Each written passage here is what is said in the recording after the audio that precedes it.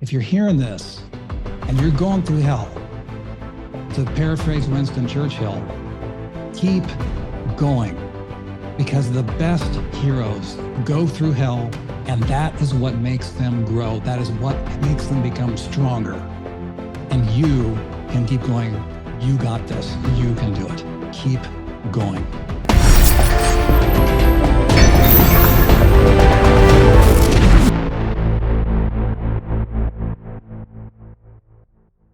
I'm here today with Jeff Bartsch, who, like me, now considers himself a former film and television editor, but is now visionary storyteller, communication strategist, and also the founder of Story Greenlight. You've got over 20 years of experience in the entertainment industry, as well as in online business. You've helped shape content for clients, including ABC, NBC, Universal, Disney, Apple, and that's just the very, very short list. And your commentary has also been featured in major publications, including, but not limited to, Time Magazine, USA Today, as well as the Associated Press. But I think the highest distinction of all is that I think you've been on my podcast at least 3 times now, maybe 4. That's a very, very short list of people that have been on the show that many times, including way back in the fitness and post days. So Jeff, it is a tremendous pleasure to have you back once again. Awesome, man. Well, and I will say there's a very, very short list of people for whom I would show up for a podcast interview at the very end of my day instead of at the beginning of my day. But you know what? I'm now on the East Coast and y'all are back on LA time. So when Zack Arnold calls up, we make it happen. It's funny because I had the exact same conversation with Debbie. And I was like, how do I have a podcast on a Friday afternoon? I can't imagine a worse dead zone of creativity for me than 2:30 p.m. on a Friday. I'm like, oh, it's Jeff. Never mind. We'll keep it. So I had the exact same reaction that you did to this. I'm like, how did this end up on my account? Oh, it's Jeff. Never mind. We'll do it. Nice. So we're on the same page.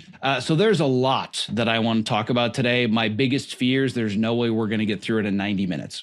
But I want to talk more about the idea or the vision or the definition of creativity. I want to talk more about story.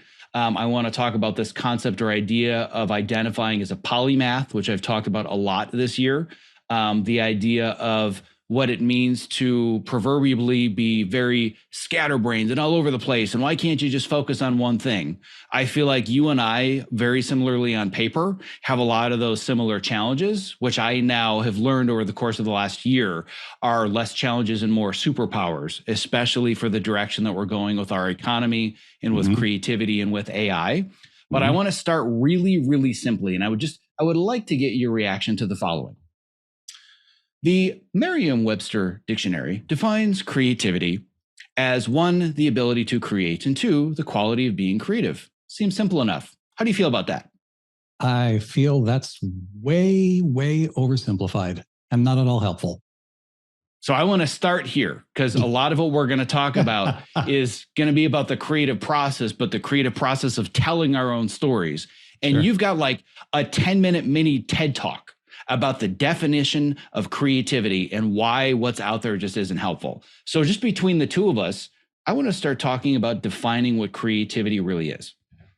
You know, when anyone ever talks about this, I always go back to the book written by Amanda Palmer. If you're not familiar with Amanda Palmer, she wrote a book called How I Learned to Ask for Help, something to that effect, by Amanda Palmer. And she is one of the first people. She was the first person ever to cross the 7-figure mark on a public online fundraiser platform, GoFundMe, or I believe it was the first person to cross 7 figures on a GoFundMe campaign. And in her book, she talks about creativity, saying this is like the comparison of the idea of life experiences are like dots, and we collect dots, and then we put dots together in unique creative ways, and then we share those connections with others. She says this is the essence of a creative human being, collecting the dots, connecting them, and sharing them. And that's where my mind always goes when we talk about creativity. Yeah, and I'm the same way. And just for some clarification, and we'll make sure to put a link in the show notes. The book is The Art of Asking: How I Learned to Stop Worrying and Let People Help. And she also has a TED Talk about the art of asking as well. And it's funny, I had no idea you were going to bring this up, but my definition of creativity is virtually identical. Nice. And the simplest version, in my favorite version of explaining it, is Steve Jobs' quote: "Creativity is just connecting things." And the reason that I bring that up, and the reason that it's so helpful for me, is that as a recovering perfectionist, as somebody that has a lot of imposter syndrome, I've always felt this need that my ideas must be original, and creativity is the creation of a brand new idea. And I always felt like there was something wrong with my ability to be creative and string these pieces together, because I was supposed to be coming up with something new. I was supposed to be creating. It's in the word, right? Right. It's when I realized that there's very little, if anything, left to actually be created, and creation comes in the act of connecting things. Mm-hmm. As soon as I started to understand that, I viewed creativity in a completely different way, especially our former lives as editors. Mm-hmm. Because all we do all day long is take a bunch of random information and connect it all together in our own unique way to create stories and create emotions. So mm-hmm. It's so funny that you're starting from essentially the exact same definition from a totally different angle. Yeah. Yeah. The Art of Asking has some incredibly profound ideas about creativity and what is art, and how do you make your art, and how do you put it out into the world, and some pretty countercultural ideas that she has in there. Highly recommended. Yeah. So the reason that I'm starting the conversation about creativity is we're not necessarily going to talk about the creative process, whether it's as an editor, whether it's as an entrepreneur or a speaker, as a coach. We could probably do 90-minute interviews on each of those alone and do an entire series. The thing that I'm the most interested in is learning how to combine creativity with the ability to understand story structure and the hero's journey, which you talk a lot about in the Story Greenlight program, mm-hmm. and taking those two things and applying it to your own narrative and your own story. Because I have found, especially over the last year or so, myself included, there's been a pretty massive collective identity crisis about who the hell are we, especially those in creative fields, thinking, wait a second, is a plugin going to replace everything that I do for a living? Is AI going to take it all? And the more we learn how to understand what are our dots, so using kind of your example from Amanda, what are all the dots that I have, and how do I reconnect them to tell a different story and narrative so that I can focus on the human intelligence and not worry so much about the artificial intelligence?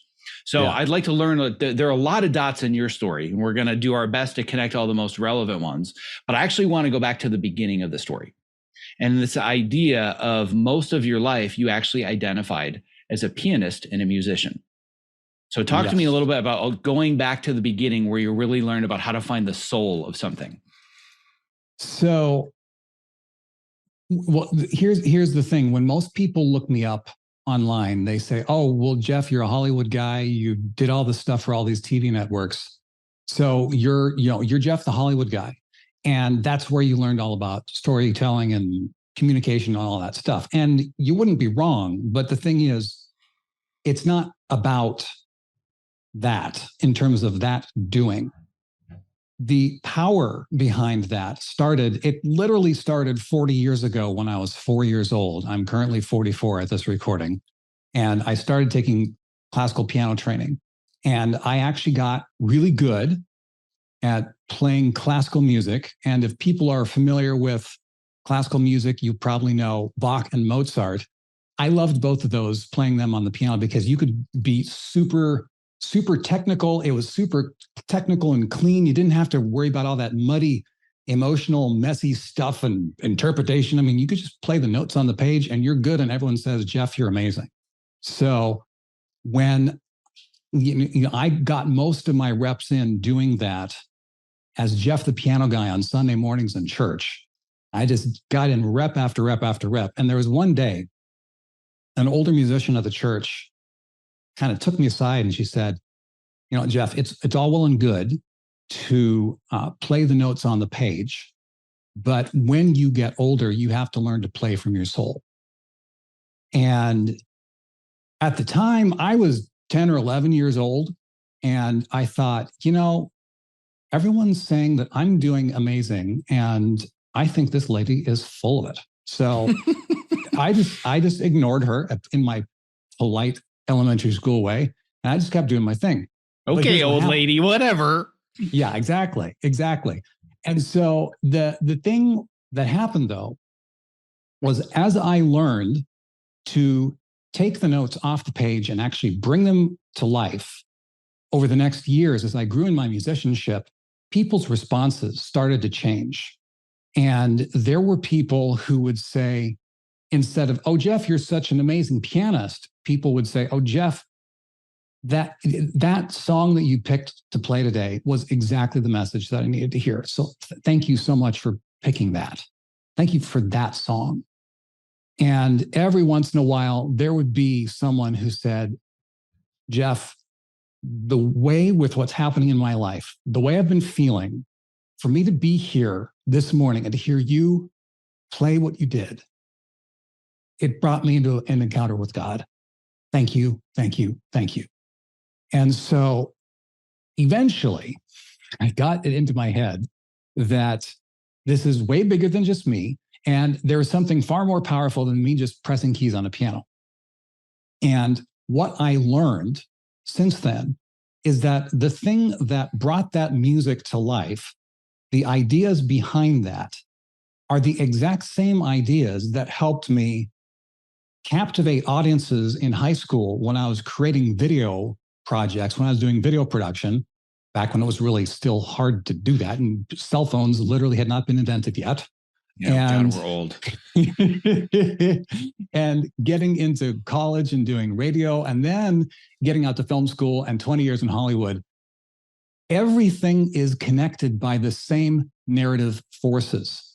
And when we understand the narrative forces at work, we come to find that these forces literally control every human interaction between one human being and another.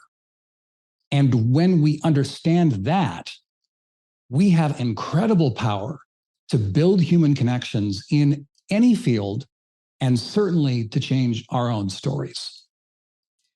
Yeah, a couple ideas that came to mind as you were saying all of this, because we're so on the same page, and I'm glad that we started here. There's something that you and I talk about all the time. We use slightly different words, but it's exactly this concept. And it's either the notes underneath the notes or the story underneath the story. The thing under the thing. Yeah, exactly. You call it the thing underneath the thing. I want to get to that in a second, but sure. I have a little bit of a tangent. It's just my own personal curiosity. Right now, as far as your level of competency or expertise in being able to play classical music, that's the skill that I want to be able to download via the Matrix. I've told many people that in another life, on my to-do list, my bucket list, I want to be a concert level pianist. I want to play Beethoven's Fifth Emperor Piano Concerto, on my bucket list. That's a lot of work. That's not an easy piece to play, right? But one of the things that I found interesting I've dabbled here and there, and I'll spend a year where I'm obsessed with piano, then I drop it for years, then I have kids, and life gets in the way. But what I found personally is that from a technical perspective, I kind of suck. And I also really struggle with reading music, but I was really good at being able to do Beethoven because Beethoven requires so much emotional interpretation. And I struggled a lot more with Bach and Mozart because I didn't feel them as much. And I'm curious, when you made the transition from Bach and Mozart and people saying, "Oh, you're such a great piano player," to "you made me feel something," was it still the Bach and the Mozart, or was it also choices of more emotional pieces that needed more interpretation? It was me learning to become more of a human being instead of a dorky kid who preferred books over people. Now, that didn't really happen. That didn't truly begin to happen until I was in college, but there were glimmers of it in terms of my own personal development in high school and knowing how to shape colors and musical colors and phrases and dynamics and where are you starting, where are you going to, where's the midpoint in all this, and what section A makes a statement, section B gives a counter statement, and then you're back to section A, but it's different. And how are you going to make this different? Yeah, so all that kind of stuff. I would put it this way: anything that we attempt in a creative world will always have its fundamentals And it's like having your tools in your toolbox. You have to know what the fundamental skills are.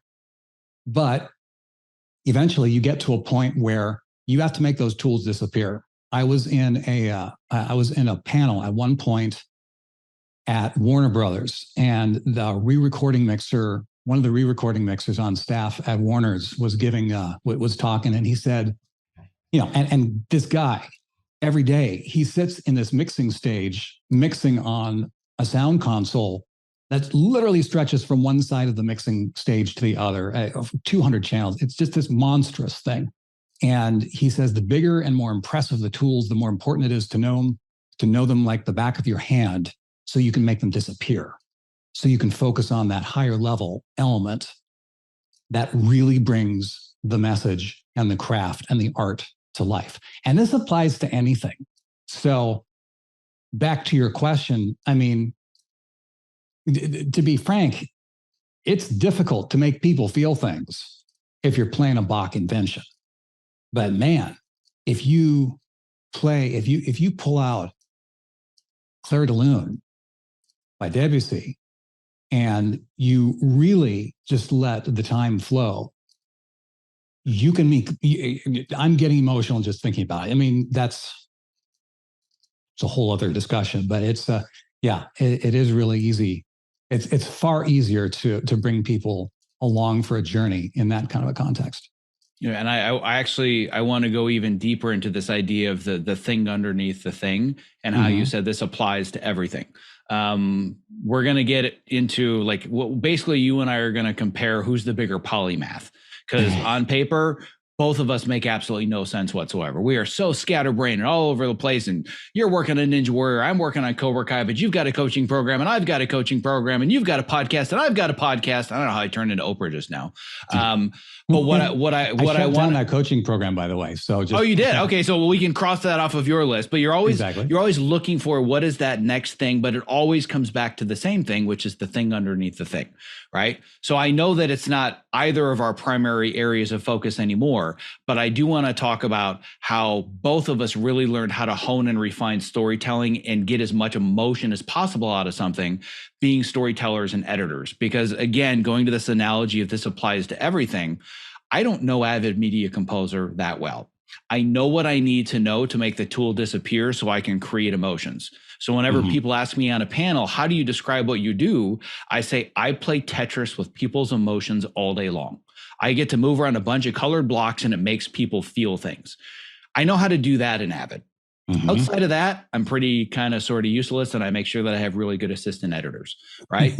And to use the example of American Ninja Warrior, for example, and by the way, for the audience, if you don't know, you and I don't actually know each other because of American Ninja Warrior. We actually knew each other way before that. It just happens to be a coincidence that you're editing on the show that I decided I was going to be on. So, but that's actually not how we connected. But I can say unequivocally, because I've seen almost every episode, there is such a difference between American Ninja Warrior and the stories that it's telling versus other shows that are similar to it.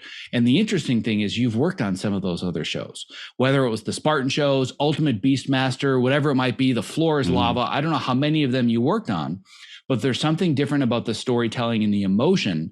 And that to me is an example that's very overt of what you do, bringing out the emotion and finding the thing underneath the thing, rather than I can competently cut together featured packages for the athletes.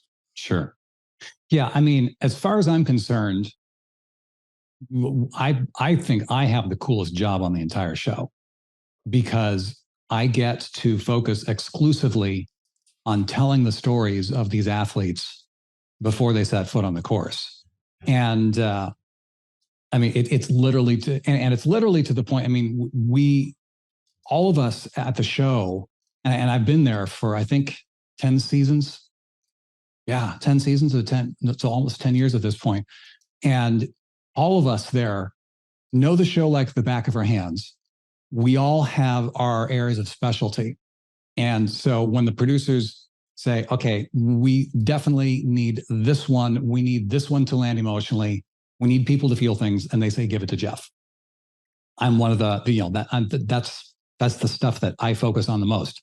And so the cool thing about this is I think one of the reasons that the show is so inherently different is because the entire show itself is a metaphor for life.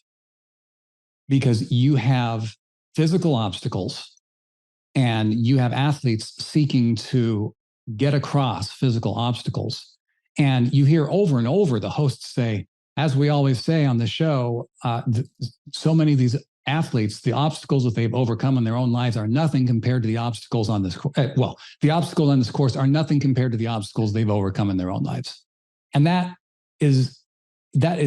incredibly true, because the reason people care so much about this is when you see a story about someone who has overcome obstacles in their life, and then they go and they overcome physical obstacles. Every time they finish a physical obstacle, it becomes a message to the viewer saying they can overcome it. You, whatever you're facing in your life, you can overcome it too. You can do it. You can do it. You can do it. You can do it. And we just pump out that message over and over and over for years and years to millions of people. And it is so cool. It is so cool and such an honor, and it's such a privilege to be part of that. It's the second coolest job, by the way. The coolest is actually getting to run the course.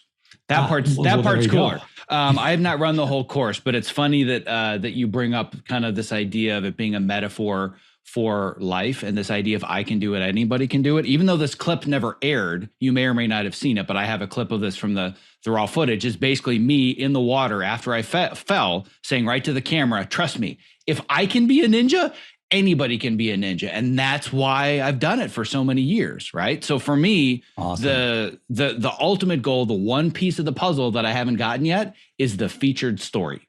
That's what this has always been about. It hasn't been about, oh, I want to get on the course or I want to get on TV. I can give two shits about any of that. The vision is when I can cross the box off and move on with my life, the featured story, knowing it's inspiring other people, because that's the story underneath the story, right? It's not that, hey, I'm an athlete. And I've been told by multiple producers on the show now where they've reached out and said, dude, like we get like 90,000 of these a year. Like your casting tape is airable. Like it's the best casting piece we have. So I know I've got the story. And I had one of the producers, I won't say his name, but he literally came up to me on set and he's like, dude, you have to do well because we all want this to air. And I'm like, oh, no pressure. Thanks. Right. So I've got producers on the show that are now literally rooting for me, but I actually have to do well enough that it makes it on the show. Right. Yeah. But that's really what you have. Either that, or you have to get past the first obstacle and be 80. Yeah, exactly. Or that's the thing. Or there has to be something very kitschy or unique, or you literally have to make a fool of yourself. Like I have a friend of mine that's an OCR legend, like Spartan racer. It is the 24-hour races. He's known as like one of the world's toughest mutters.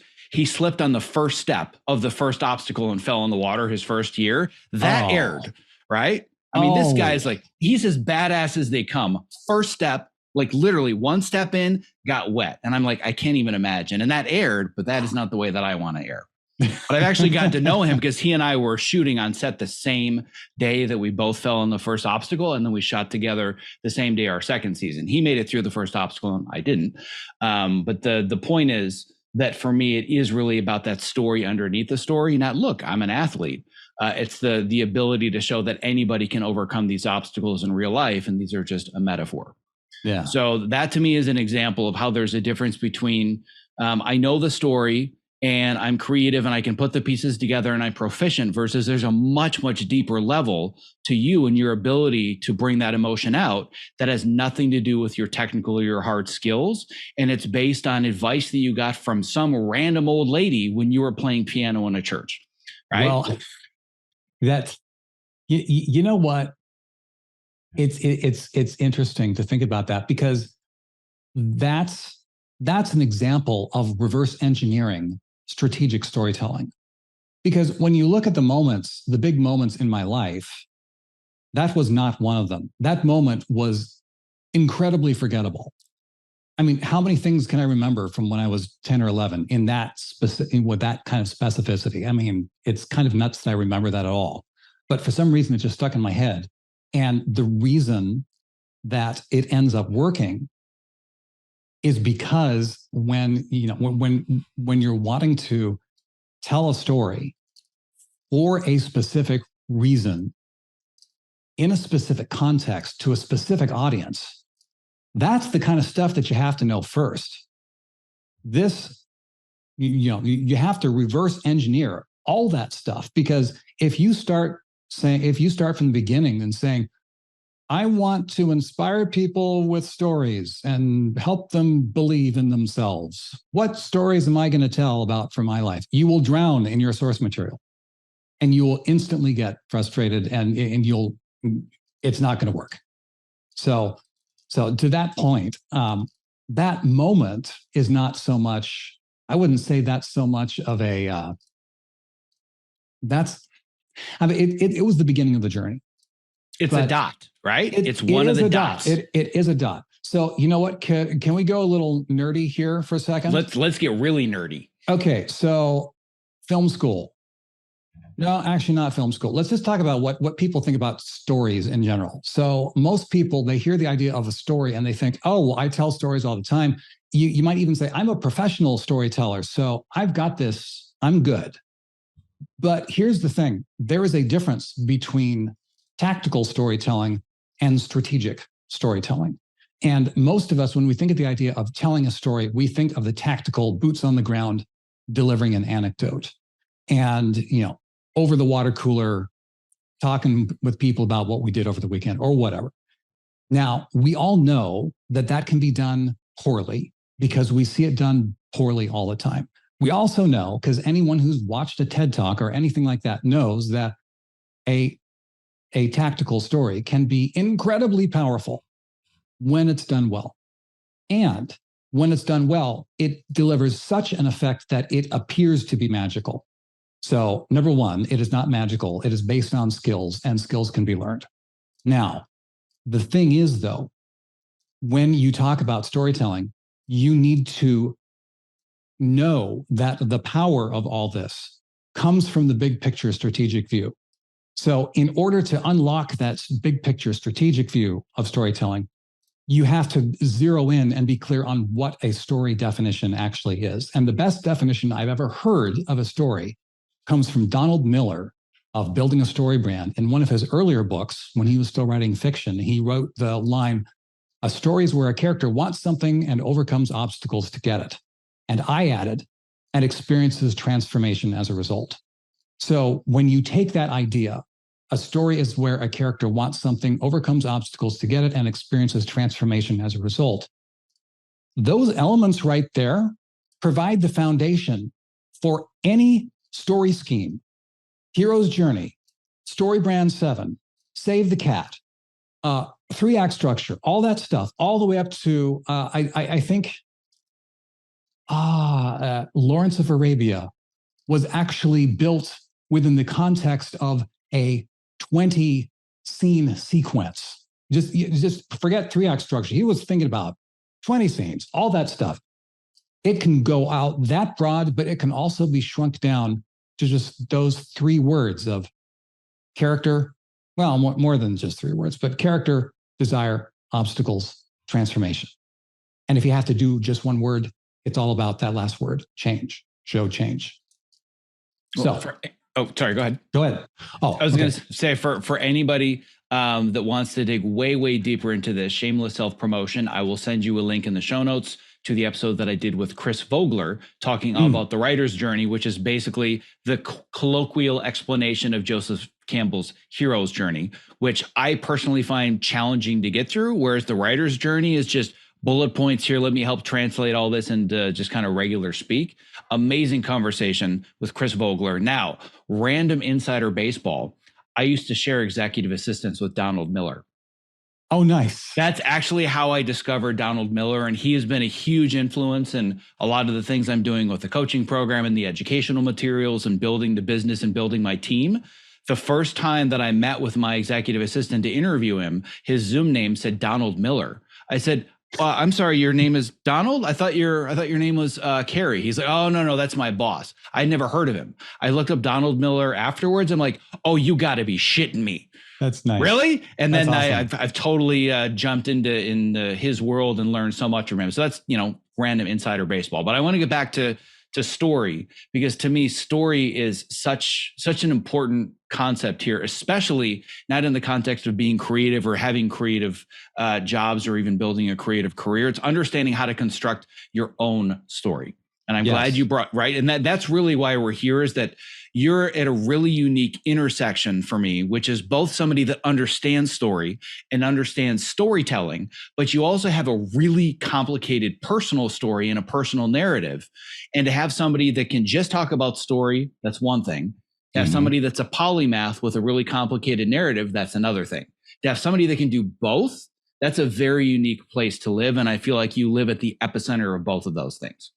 So go ahead. Well, I will say one of the things that Donald Miller has done so incredibly well is take the ideas of story that can really get unwieldy and have 87 plot points and get really complicated, and to shrink them down to distill them into things that work for business. And that's been one of the things that I've really focused on that, within that context. And the thing that I've discovered, to your point about polymath, is that when you understand that definition of story is where a character wants something, overcomes obstacles to get it, and experiences transformation as a result, that literally becomes the blueprint for every interaction between every human being in any context ever. And if you think I'm exaggerating, I'm not. It is literally that far-reaching. It is how any communication takes place. It is how you can pitch a screenplay, you can pitch a proposal. It's how you can write an email. It's how you can write a headline. It's how you can deliver a speech. It's how you can have a one-on-one conversation with people. And you may not even deliver a tactical story at all. But those narrative forces of character, desire, obstacles, and transformation govern everything. It is gravity, and it affects everything, whether we know it or not. Yeah, and I always am cautious of hyperbole, and I don't believe that this is hyperbole. I believe exactly what you're saying, and I felt the same thing, that the more you learn about the structure of story and our need for story, like just as far as human existence is concerned. And again, shameless self-promotion number 2, I have a full conversation about the science of storytelling and why we're wired for stories with author Will Storr. So we're going to put that in the show notes as well. But awesome. I want to get back to even digging a little bit deeper into understanding strategic storytelling versus tactical storytelling.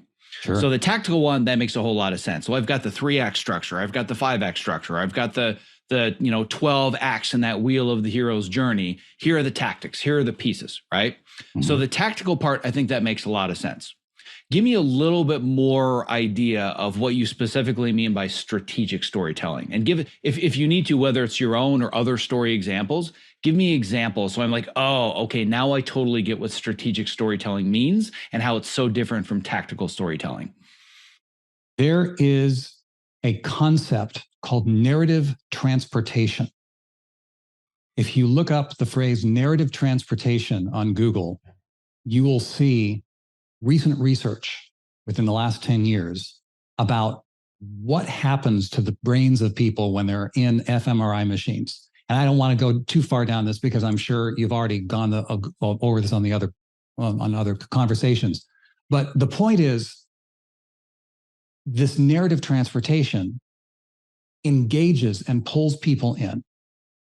When people hear a story, when it's told well, when it engages people's attention, it sucks people in and says, what was a time when I've experienced something similar?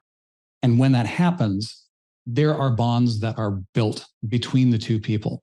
So within the strategic storytelling concept, the power of any tactical story comes from the desires and the emotions of the audience. So when we think about in the strategic context, it's all about that story definition, but from the audience's perspective, who are they? What do they want? What's getting in their way? And how can we help them get it? Now, this is something that any screenwriter has to think about. Any creative in the television and film industry has to think about, okay, who's the audience? What do they expect? And all that kind of a thing. But you go to business, it's equally, it applies even more so. Any kind of marketing that you have to do is all about who are you talking to? The more specific you know who you're talking to, what they want, what's getting in their way. When you say, I know exactly who you are, I know what you want, and I know all the things that are keeping you from getting it. Here is a product or a service that will help you get what they want. And they say, take my money. This is how business happens. It's the exact same thing. When you're, people in Hollywood like to think that they're all that. Hollywood is very good at thinking that Hollywood is all that. It's the epicenter of the universe of what? I am all that. Ask me how I really feel. Sorry. You got away. You're in Cleveland now. You escaped. I'm still here. So there's that.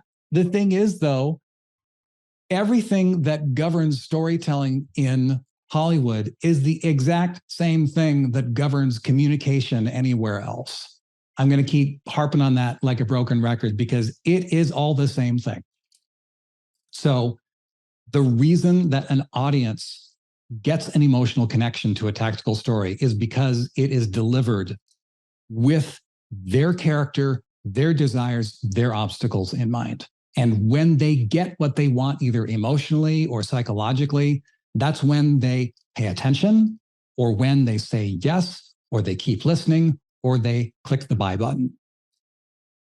I love that. There's so many things in here that I want to dig into. The first of which is that if there's a portion of the audience that's thinking right now, oh, I just do creative work and I'm not a business, so this no longer applies to me. Mm-hmm. You are a business of one. Whoever's listening, whoever's watching, you are a business of one. You are a salesperson. You do have a product yourself, and you provide a service.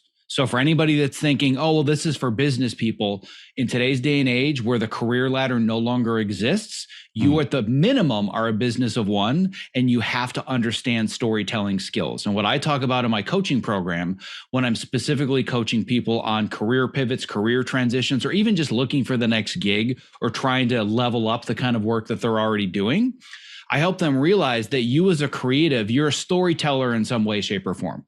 As an editor, you're taking all the pieces and putting them together. As a cinematographer, the way you shape your frame and your lighting choices and your lens choices, that's telling a story and creating an emotion. Still photographers, painters, I could go on and on and on. We're all storytellers with our own mediums, but we don't realize that we have those skills. And when the time comes to tell our own story, God, we suck at telling our own story. And we think it's all about sales. Here's what I'm good at, and here are my qualifications. And I look at the skills and the qualifications list on resumes, and I want to shoot myself in the face because none of it is interesting. Excellent at communicating, deadline driven. I'm like, nobody cares. Sure, there's a certain level of proficiency that's necessary to break in. But once you get to a certain point where you're established, your competition has nothing to do with those hard skills. It goes back to what we talked about in the beginning. What are the human qualities that you have that separate you from others? How well do you understand the note underneath the note or the thing underneath the thing? And how can you take all of the various dots in your life that seem random to construct that story such that you can tell somebody, I understand your problems and I can solve them? That to me, as soon as that clicked in place, everything made so much more sense. But it took a long time for that to click into place. I'm trying to shorten people's learning curves. Because very similar to me, you also have a career that on paper is very circuitous and all over the place.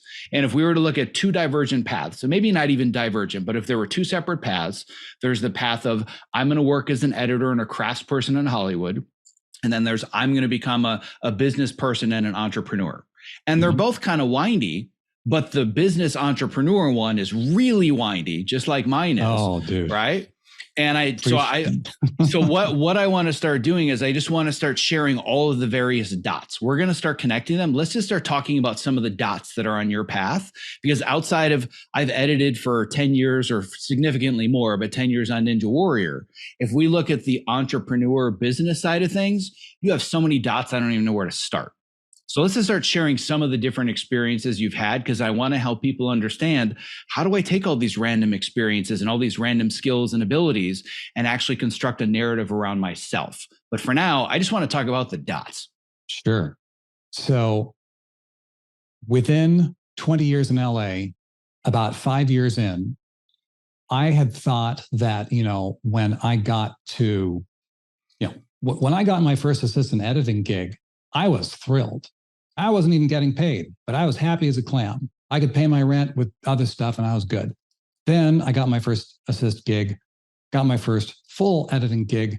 And I thought, hey, if I, I'm good. This is cool. Oh, but wait, maybe if I get on a network show, then they'll be better. And I know I've heard you tell versions of this. I mean, you go to the next bigger and better thing, next bigger and better thing. And and you get there and you're going, oh, this is the same thing as it's always been. So at some point, about 5 or 6 years, I realized that unless I wanted to become a producer or an executive or something, or completely change what I was doing and have no life and hate my life, I was at an income ceiling. And so I wanted to learn how to bring in extra streams of income. God have mercy if you go to the internet and type in extra streams of income. You don't do that. Oh, it gets even better if you put in passive income. That can be a whole show in and of itself. So what I ended up doing was I ran into a group that said, okay, well, you just need to get really good at marketing. And I said, well, I want to learn about business. No, you just need to learn about marketing, because if you're good at marketing, that fixes everything. Well, at that point, I didn't know what I didn't know. So I started hanging out with this group for quite a while. I started a business.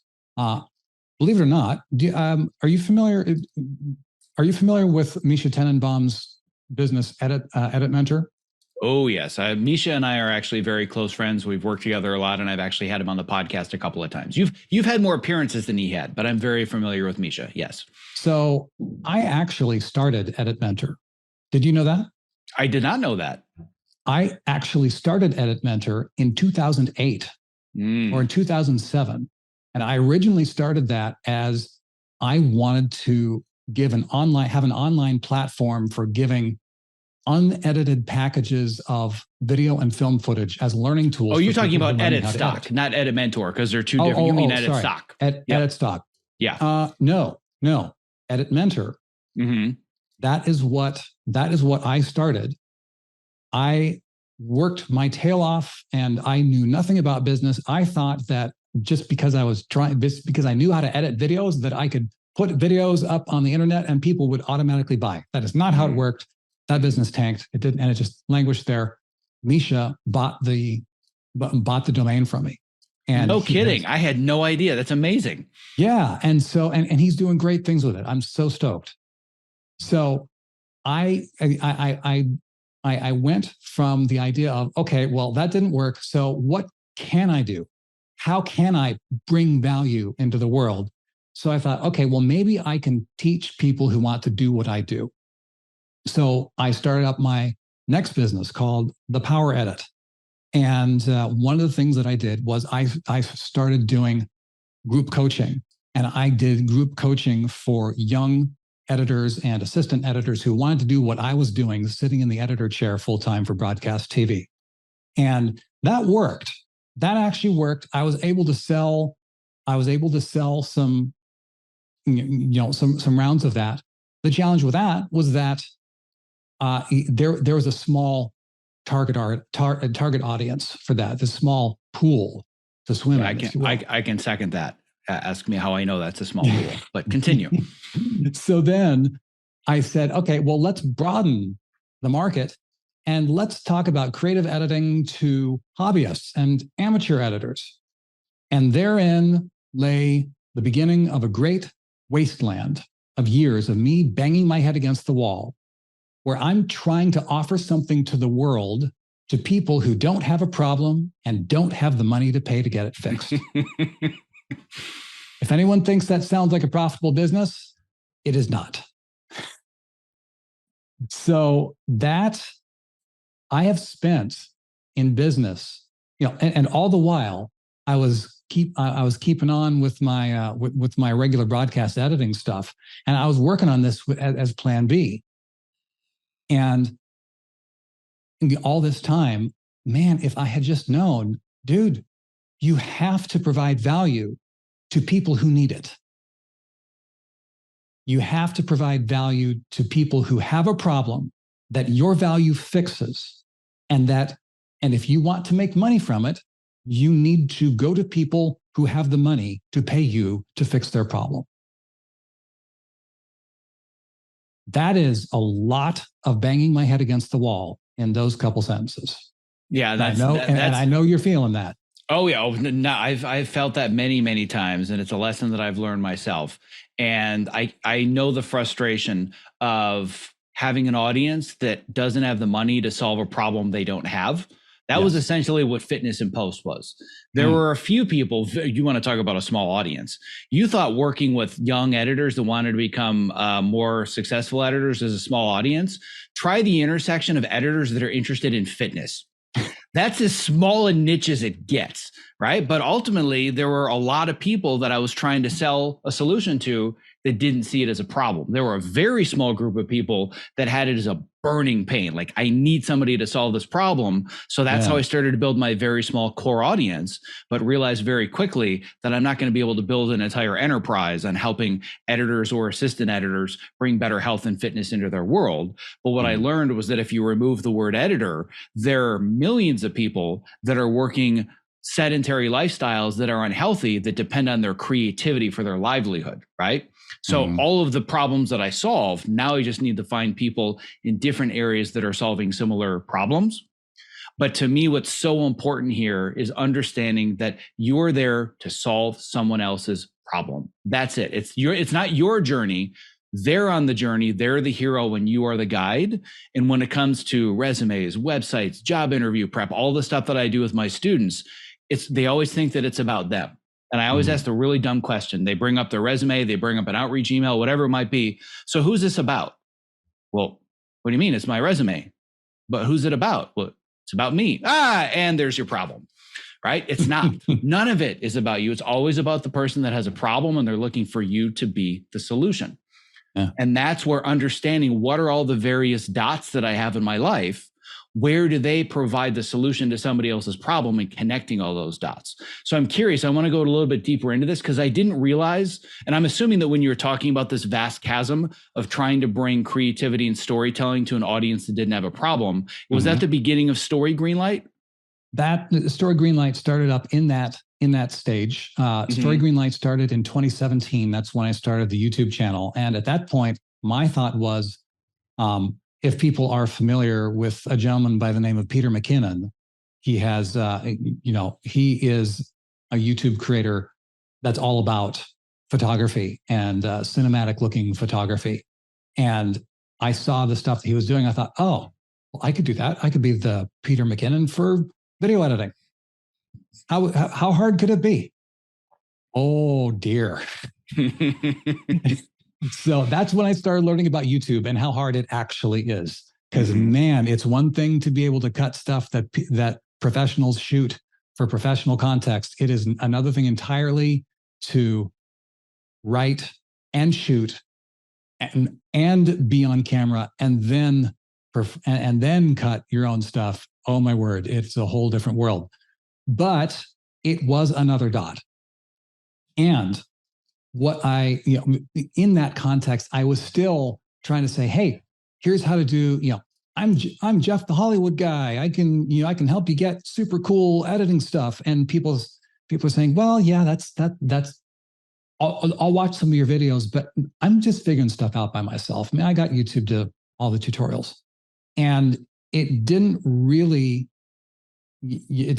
start changing into something that could move the needle in a business sense until I started up an agency where I said, okay, if we go to YouTube creators who are already at 100 or 200, 300,000 subscribers, that takes a lot of work to put out the content and to have all the things that go around that.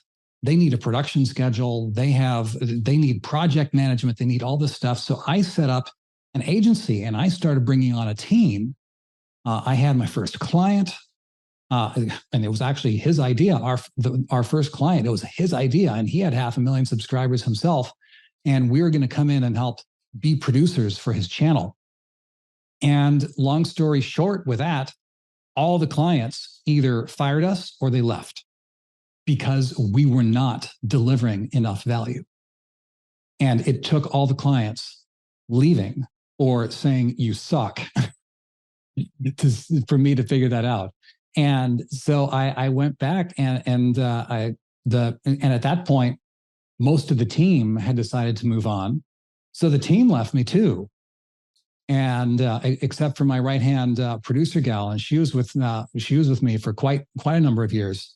And I had to figure out what is going to happen next. What is the value that I bring, given my background, for people who can actually, that will actually benefit people financially to have this problem solved? And it came to the point where I finally figured out, okay, if the function of storytelling is to build trust, is to build connection between people, who are the people in business who need to develop trust? Okay, then we started thinking, okay, that's where the wheels started turning. I said, okay, so what if I'm saying we help professional advisors, financial advisors, estate attorneys? I mean, because you're not just going to go to any accountant or a financial advisor or someone like that and say, here's all my life plans, here's my estate, and know nothing about them, unless you actually trust that they're good at what they do and you feel some sort of connection. And that was the journey that really started taking Story Greenlight to the place where we are currently, at a place where we help business experts and leaders communicate powerfully in a public way, focusing specifically on podcasts, business podcasts. And that is something that is incredibly powerful, because with AI taking over the world, businesses, and also business marketing, known as B2B marketing, business to business marketing, is also known as boring to boring marketing. And it is overrun with AI generated garbage, and people just don't care. And so when sales leaders say, and when C-suite people say, how can we actually stand out and have people care about what we're doing and say, yes, we believe you, we connect with you, we like you, instead of all this AI generated garbage, they say, okay, let's build a human connection. And that's where long format conversations like the one we're having right now are awesome for that. And if you can teach people within the business context to do that, if you can teach them to think about communication and storytelling. Just today, I was able to send an email to a client, to CC to a whole bunch of people, including the CEO of the company, saying, one conversation by this guy based on tools that we've been working on together, one conversation saved a client from leaving the company and saved you almost $200,000 in future revenue. Now that is something completely different than saying, let me teach creative editing to YouTube creators. I didn't even know most of this story. This is fascinating for me right now. I knew that there was a pivot in there. Yeah, I knew that there was some pivoting in there, but I didn't realize how far you had expanded and changed the positioning of what you were doing with Story Greenlight. So I could easily turn this into a 2 or 3 hour conversation, just like talking shop. I'm not going to go there for now. But what I want to do is I want to give you an example of kind of one of the core ideas that I use in my my career design program. Sure. And I want you to apply these lessons to the journey that you just talked about. Because I think that the value going forwards for pretty much everybody in the face of artificial intelligence, and I will not turn this into a TED Talk, but the world as we know it, as far as learning specialization and going through the entire assembly line of education, you learn this one skill and craft, you become an expert in this craft, you do it for 30, 40 years, and then you retire. Those days are over. I think the value is it's in finding the intersection of all of the unique skills and abilities and experience that we have to become a generalist. I firmly believe that. When I talked about it almost a year ago, people thought I was a heretic. Now they're like, oh, he might not be wrong. Maybe I need to start paying attention. I firmly believe this, and I'm going to give you an example of an exercise, and I want you to take the same basic concept to explain how all of the different dots you've connected have now led you to where you are now, and it might lead you somewhere else in the future. Here's the simplest version. As a Hollywood film and television editor, I have a high level of expertise. I am not the best in the world by any means. I am not doing Maverick and, Rogue, Mission Impossible. And I'm not Eddie Hamilton, right? I'm not Billy Goldenberg winning Oscars. I'm not even winning Emmys, but I have a pretty high level of expertise in doing Hollywood film and television and editing, having worked on shows like Cobra Kai and Empire and Burn Notice, et cetera, right? Mm-hmm. This is another area where you are a very unique person to have on this show, because my entire American Ninja Warrior. You've even seen some footage that the rest of the world hasn't.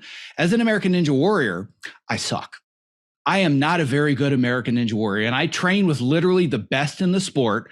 I am not a very good American Ninja Warrior. I'm going to stop you right there. Just going to point out the fact that there are about maybe 50, 60, 70,000 people who apply every year, something like that. So it's all depending on who you compare yourself to. If you're comparing yourself to, good grief, man, if you compare yourself to Jessie Graff, who has been... Who I've done many times because she's my trainer. Whom you train with, and she has been on the sides of the trucks and on the billboards. The fact is, well, if you compare yourself to her, it's, there's a significant gap. But you know what? If she compares herself to the current flock of 16-year-olds, she is scrambling. So everything is comparison.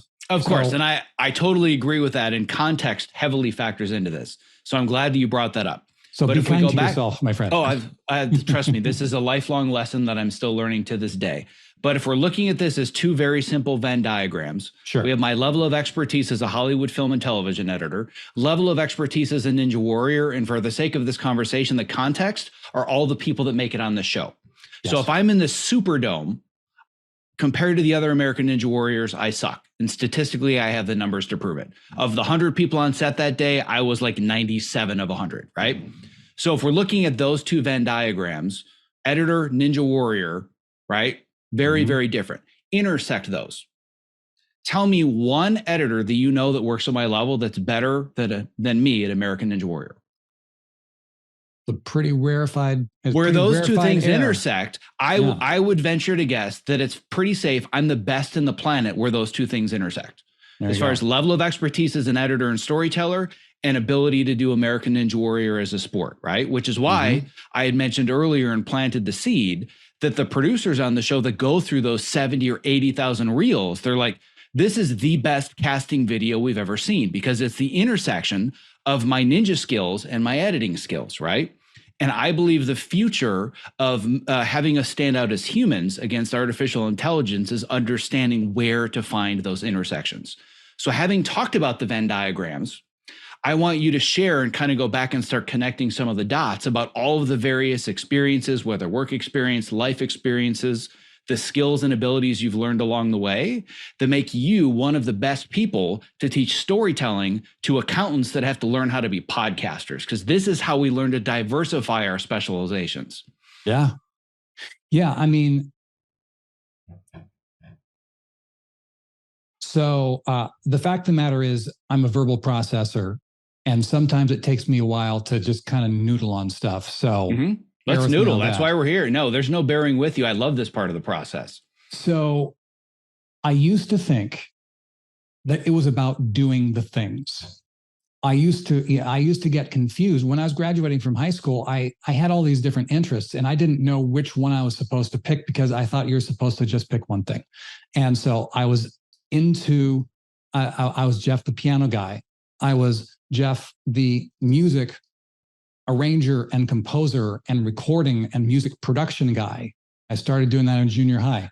Got to the point where I was able to compose and record the soundtracks for my own video projects that I started doing in high school. I was the one-man band in high school in a town of 1,000 people where no one else cared about that stuff. I was the only guy there who actually cared about this, so I did it all. I thought that I didn't know where I was going to focus. Then I ended up going to Bible college for 2 years. They didn't have anything with film or TV, but they did have radio. So I did some radio. And I said, after 2 years, I want to get back into video and TV stuff. So let's just move out to LA, figure out how to get into the industry. I did. So I think looking at the overlapping things, I thought that it was about media creation, about performance.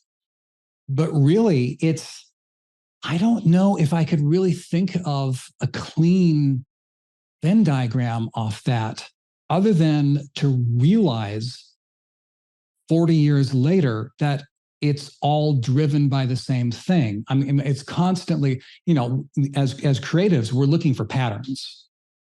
We're looking for pattern recognition. I mean, that's a big part of it. And we're saying, well, this is like that, and this is like that. Oh, well, making people care about what I'm playing on the piano, making people care about taking a regular song and arranging it, and arranging it and recording it in a unique way, or you're sitting in an edit bay in Hollywood and you're saying, okay, this could be a really a basic package talking about this athlete. So talking about ninja, since that's what we're doing. But what if you say, okay, well, you have this ninja and she's training with her father. So what if it's not about the girl and just hanging out? What if it's about relationship? What if it's about connecting a daughter and a father? And that kind of a thing. So it's all the same thing, elevating communication. And that's what I kind of found as an overarching pattern. It's taking something that is ordinary and elevating it to the extraordinary. I love that, because what you've done, and I want to get more into the generalization side of things, but whether or not somebody else has said this, I don't know, but I've done searches for it and I can't find it, and I may end up trademarking it. But we've all heard the term jack of all trades, master of none. Everybody knows that. And there's actually more to that afterwards. But what I've been saying is that, especially with the advent of technology and artificial intelligence, I think we're entering the age of becoming a jack of all trades and a master of one. And you are a jack of many trades, but you are a master of one, which is that I elevate communication. It doesn't matter if you're an editor, it doesn't matter if you're doing Story Greenlight when it didn't work. Now that you're doing Story Greenlight and it does work, the underlying thing underneath the thing is that you elevate communication and empower others to do that for themselves. Because teaching is another one. It's a huge dot.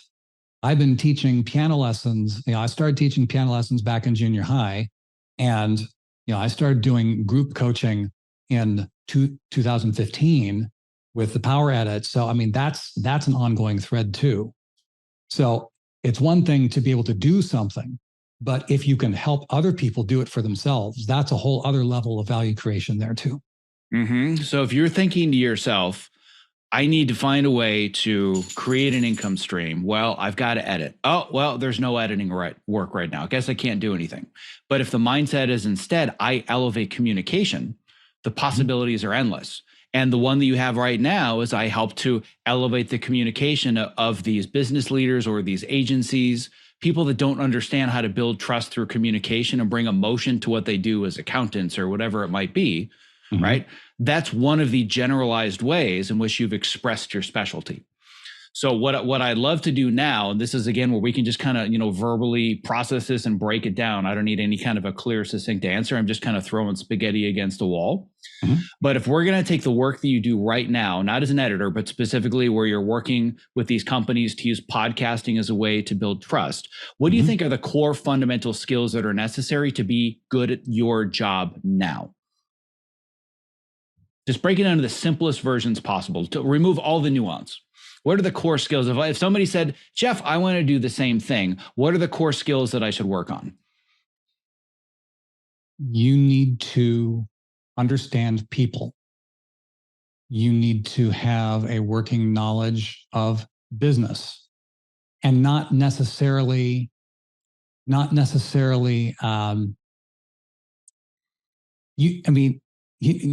the thing.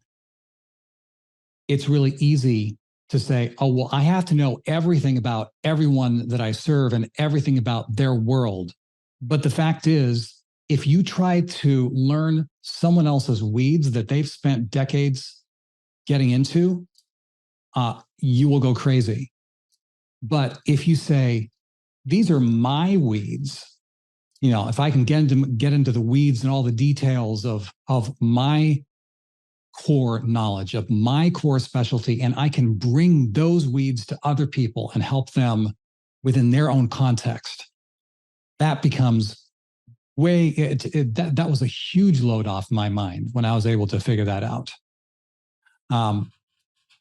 So be encouraged if you're in a place where you're thinking, well, I want to be able to take what I've learned and help other people with that, which if there's something in your mind that says, well, I have to know everything that they know. No, you don't.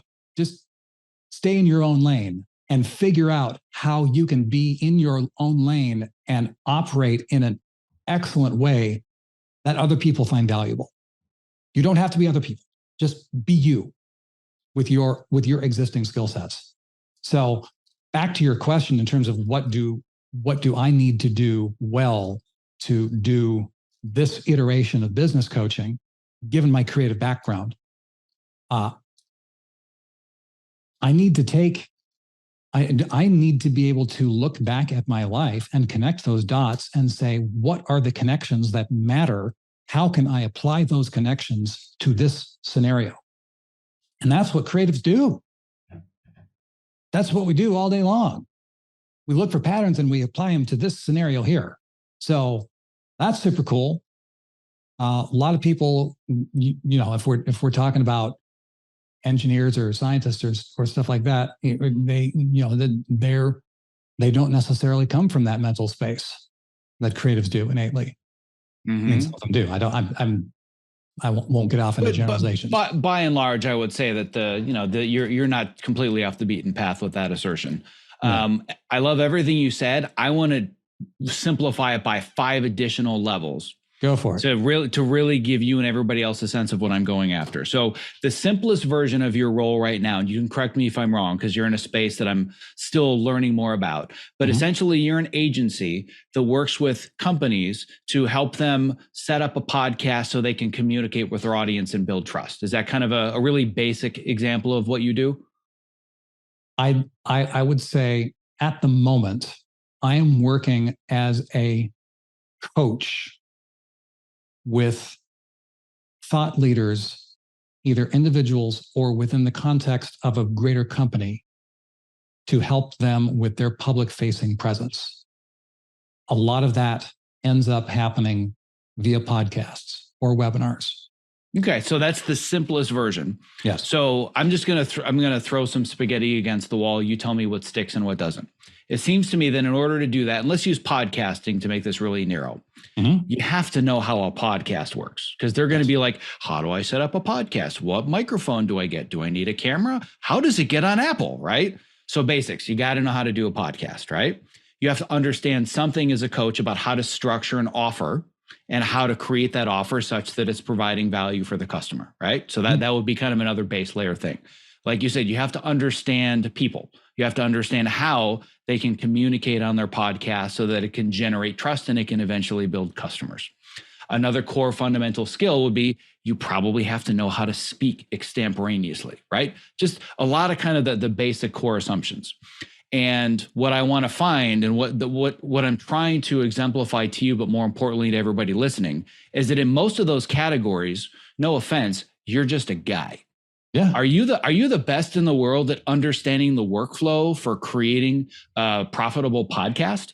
Heck no. Nope. Not even close. You know enough to help an accountant set up a podcast, but you're not the world's expert on creating a podcast, right? As far as how to be a B2B agency and a coach to help thought leaders express their message, are you the biggest name on the planet that helps thought leaders communicate and express their messages? Not yet. Not yet, right? And I love that answer.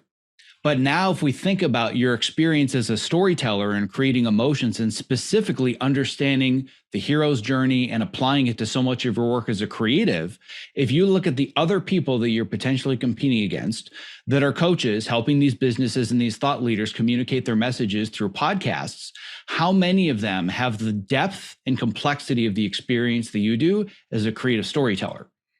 It's a pretty exclusive club. It's pretty exclusive. That to me is your asymmetric advantage.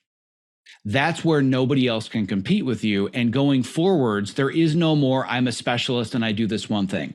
The more specialized you are, the more screwed you are as artificial intelligence advances, right? But artificial intelligence cannot replace the intersection of all of your different specialties and where you're generalizing them. So for me, and for everybody else out there, it's always about where do I have that asymmetric advantage? Because there's so many things that I do on a daily basis as far as a writer or a podcaster or a ninja warrior or whatever it might be, where I'm proficient, I'm okay, right? Mm-hmm. One of the areas where I suck still to this day is marketing and lead generation. Suck at those things, right? But I not believe my favorite either, I admit. Yeah. Not only are they not my favorite, I hate them so much that I just have refused to learn how to do them well. And it's one of the reasons that I'm now repositioning and really broadening the brand to help others, because I feel like where I have excelled and where the specialty is really helping other people understand how they can provide value to others, and also how they can make sure they don't sacrifice their sanity in the process. Because as you know, where all this started was, you deserve to be great at what you do, but it cannot completely cost you your soul. So those are kind of the two areas where I work. And there's so many aspects of that where I'm borderline proficient at it. But again, bringing my storytelling abilities and the ability to create emotion and the ability to take the complex and simplify it, that's the specialization that I can apply just about everywhere. And I really want to impart on people that there is an area that you are probably the world's expert at something, but you have to find what that intersection is. And it seems to me you're getting pretty close to that now with the area that you're diving into next. I'm the closest I've ever been. And let me tell you, I really want to make sure we go here, if you'll permit me. Of course. One of the things that continues to blow my mind when it comes to saying, what is my life doing? Where am I going? How do I choose where my life goes? Goes back to this same definition of a story is where a character wants something, overcomes obstacles to get it, and experiences transformation as a result. Every element in that state, in that little definition, is a lever. If you pull the lever at the very beginning, everything downstream changes. If you change who you are, or if you decide, I'm going to be a different identity, everything about your story changes. So in my case, I started out as being Jeff the piano guy. All these, these different identities in my life started as Jeff the piano guy, go Jeff the video guy, Jeff the radio guy, Jeff the film student, Jeff the TV editor, Jeff the online business builder, Jeff the online business builder wandering in the desert trying to figure out who the heck he is and what he's doing. But then when you finally get to the point where you're saying, I'm Jeff, I'm a storyteller, I'm a communication strategist, and I empower business experts and leaders to communicate memorably and powerfully, especially on business podcasts. That changes everything about what I want. Oh, and let's say I'm the world's foremost storytelling and business strategist. I'm the world's foremost business strategist, communication strategist. Or, I'm still spitballing this, but I'm 9 years in and I'm trying to figure this out. So I feel your pain. But just even trying that on, like a coat, try on an identity and say, I am the best in the world at this intersection of this thing that makes me uniquely me, and no one else has this. I am literally world-class at this. What does that mean I want? Well, start thinking about that. What could get in my way from getting that? You have a whole different set of obstacles. And the bigger your future, the bigger the obstacles you're going to have to take on. But that's okay because you're a bigger person and you can do it. I love it. I think that the message, and this is basically stealing from your own words, is that you can change your story, right? It's not a matter of this is the story that I was given. I'm the main character in the story and it is what it is. You can always change your story. 100%. And the example of where I've used this, where if we look at just because we've used it multiple times already and there's such an intersection, I'm going to go back to the Ninja Warrior story one more time, right? Mm-hmm. It would have been really easy for me after the first season that I got to compete on the course to say, well, I tried. I mean, I failed and it was a really cool 3 years. But, I failed and I'm now going to give up and I'm going to move on. Right. Mm-hmm. But I didn't. The thought in my mind was, well, this is just going to make the story that much better. Right. The failure is going to make the success story that much better next year when I succeed. And then the second year I failed again, and it took some time. I assure you it took time to process that. But I thought to myself, as much as I hate to say it, the story just got even better. But it's now getting a lot harder and the obstacles are getting bigger. Yeah. And then this year, the stakes are rising. Right. And the stakes are rising, which makes it a more interesting and compelling, and even for me, more inspirational story. Right. Mm-hmm. So you have to keep piling on the adversity. And I'm kind of at the point where I'm like, I'm good with the adversity. I'm ready for the success story. Right. But you don't get that choice. And then this year, which I've talked very little about, but all the machinations of the show, I got the opportunity to test if I wanted to every single day for both testing and shooting of seasons 15 and 16 together. Mm-hmm. They sent me the entire calendar. They said, you can come to any testing session you want because, as you know, they compressed the number of athletes this year. So I didn't make the cut, which I totally understand why from a business and a casting perspective. I'm like, I wouldn't have cast me either, right? But I could have been on any obstacle I wanted, testing anytime at Universal Studios for 2 seasons in a row, hurt myself on day 1 of testing. And I missed all of it. And again, I was like, the story, this is the end of the story, right? No, this can't be the end of the story. It just made the story better, but I'm kind of good with the adversity now. I'm ready to move to Act 3, and I'm still stuck in right between Act 2 and Act 3. But again, it's because I know I can change the story. That to me is I'm in the later chapters, not that the story is over. But it's really hard on a day-to-day basis to say that. And I bet there are moments with the wandering no-bad land of Story Greenlight where it's like, well, I tried and I failed. This story's over versus, nope, I can change the story, and you just kept working at it. Yeah. Yeah. It's, it is so easy to compare yourself to other people and say, oh, well, they're building business and they're doing this and they're making all these, they're making all these advances and we all know what's happening with our stuff, but we don't actually know what's happening with a lot of other folks, even the folks who seem to be super, super successful. But I will say, though, if you look at the hero's journey, there is a reason that the character who is undergoing a transformation has to go through hell. Because if you don't go through hell, the change doesn't matter. And man, if you're in a place, if you're hearing this and you're going through hell, to paraphrase Winston Churchill, keep going, because the best heroes go through hell, and that is what makes them grow. That is what makes them become stronger. And you can keep going. You got this. You can do it. Keep going. There's no way that I could have wrapped it up any better than that. That was fantastic. So we've come to the shameless self-promotion portion of the program. Anybody that's listening to you that wants to learn more about storytelling, wants to learn more about your services, or they just want to connect to you H to H, meaning human to human, not B to B, or I'm going to use boring to boring. I've never actually heard that before, but that's pretty brilliant. But human to human, somebody wants to learn more about you and your services and the problems you solve. Where do we send them? There is one URL. There's, among the many years of learning about marketing, you send people to your own special URL. And it is especially for listeners here at the Optimize Yourself podcast. Go to storygreenlight.com/optimize.